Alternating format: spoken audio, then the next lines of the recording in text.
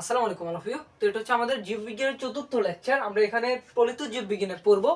আমরা আমাদের প্রায় সব টপিকগুলো পড়ে ফেলছি, বাট আমাদের যে ভিডিওটা মাঝখানে কেটে গেছে। তো এটা হচ্ছে আমাদের যে চতুর্থ লেকচারের একেবারে শেষের অংশ। এখানে আমরা চারটা টপিক নিয়ে আলোচনা করব। একটা হচ্ছে পরিবেশ বিজ্ঞান বা এনভায়রনমেন্টাল সায়েন্স, আর একটা হচ্ছে ফার্মেসি, আর হচ্ছে ওয়াইল্ড লাইফ, তারপর বায়োটেকনোলজি, বায়োইনফরমেটিক্স, ফরেস্ট্রি। আমরা এই পাঁচটা টপিক নিয়ে আলোচনা করব। এখন তুমি আসো যে এনভায়রনমেন্টাল সায়েন্স বা পরিবেশ বিজ্ঞানটা কি। অর্থাৎ পরিবেশ আমি সর্বোচ্চ ম্যাক্সিমাম লেভেল ভালো রাখতে চাই। এখন আমার পরিবেশের সকল উপাদান ব্যালেন্স করতে হবে। অর্থাৎ আমার যে বায়ুটা ঠিক মতো, বায়ু পলিউশনটা যেন ঠিক একবার মিনিমাম লেভেলে হয়, আমার যে পানি দূষণটা কম লেভেলে হয়, অর্থাৎ আমার পরিবেশের যে দূষণটা ওটা একদম মিনিমাম মাত্রায় হয়। আমার পরিবেশের যে উপাদান গাছপালা পশু পাখি সব রিলেটেড, অর্থাৎ পরিবেশ সম্পর্কিত একটা বিজ্ঞানটা হচ্ছে এনভায়রনমেন্টাল সায়েন্স বা পরিবেশ বিজ্ঞান। তারপর আসো ফার্মেসিটা হচ্ছে ওষুধ শিল্প, বা আমরা এখানে ওষুধ তৈরি করি, অর্থাৎ এবং ওষুধ ও প্রযুক্তি বিষয়ক একটা বিজ্ঞান।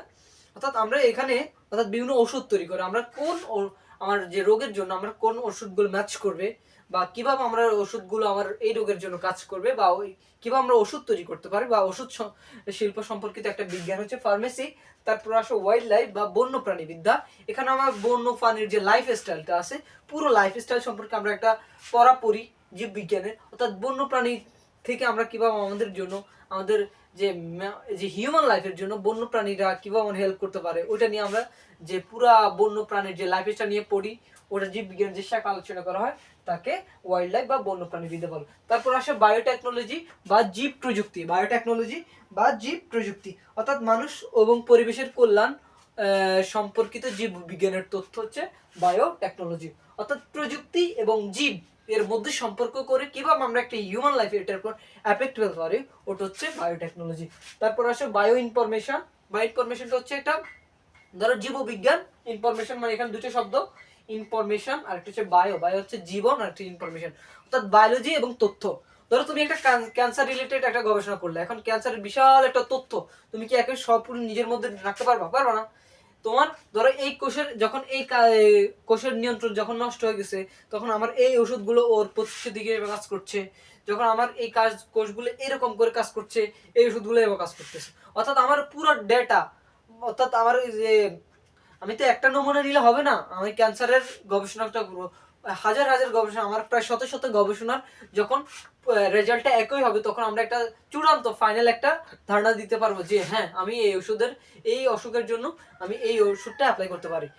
অর্থাৎ আমাদের এই যে বিশাল ডেটা, আমি জীব জীব বিজ্ঞানের এই বিশাল ডেটা সম্পর্কিত একটা বিজ্ঞান। অর্থাৎ ডেটা, আমরা বিভিন্ন ডেটাকে সংরক্ষণ করি, বা অর্থাৎ জীববিজ্ঞানের বিভিন্ন ডেটা সম্পর্কিত একটা বিজ্ঞানটা হচ্ছে বায়ো ইনফরমেটিক্স। আর এটা হচ্ছে ফরেস্ট্রি বা বন বিজ্ঞান, অর্থাৎ বন রিলেটেড পড়ালেখা।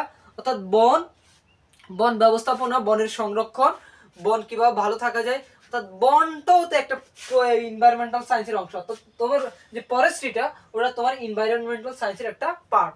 অর্থাৎ তোমার বন ব্যবস্থাপনা, বন বন বনের যে ব্যবস্থাপনা, বনের কি বলা যায়, বন বনের যে স্বাভাবিক অবস্থাটা, অর্থাৎ ড্রোনের যে ন্যাচারাল যে ভাইবসটা, ওটার জন্য একেবারে লং টাইম থাকে যায়, আগের মতো থাকে যায়।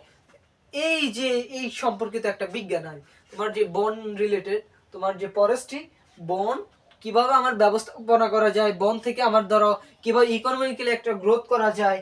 হ্যাঁ, তারপরে তোমার আসো তুমি বন্য যে প্রাণীগুলো আছে বা বন্য প্রাণী বিষয়ক একটা তোমার যে একটা জ্ঞান ধারণা, তুমি এই টপিকগুলো পড়লে তোমার হইলো। এটা হচ্ছে তোমার ফরেস্ট্রি বা বন বিজ্ঞান। তাহলে পারবা তো তোমার যে এই টপিকগুলো, জাস্ট এটা তো বেশি ইম্পর্টেন্ট না, এই জন্য ভাই বলি না। অর্থাৎ বন বিজ্ঞান, অর্থাৎ বন ব্যবস্থাপনা, বনের পশু পাখির লাইফ স্টাইল সম্পর্কে যে যে বিজ্ঞান যে আলোচনা করা হয়, ওটা হচ্ছে ফরেস্ট্রি বা বন বিজ্ঞান, বন বিজ্ঞান। তাহলে আমরা প্রায় একেবারে ফলিত জীব বিজ্ঞানটা জাস্ট এক ক্লাসে পড়ে ফেলছি। আমরা এক ক্লাসে প্রায় কয়েকটা টপিক, 11টা টপিক পড়ছি। এটা তোমরা যারা ক্লাসগুলো করবা অবশ্যই ভাই একটু অ্যাটেনশন দিয়ে করবা, ডেডিকেশন দিয়ে করবা। তোমাদের জন্য সর্বোচ্চ উৎসর্গ করা হচ্ছে ফিসিএমবিএক্স ইউটিউব চ্যানেল বা ফিসিএমবিএক্স পরিবারের সবচেয়ে বড় বেশি চাওয়া।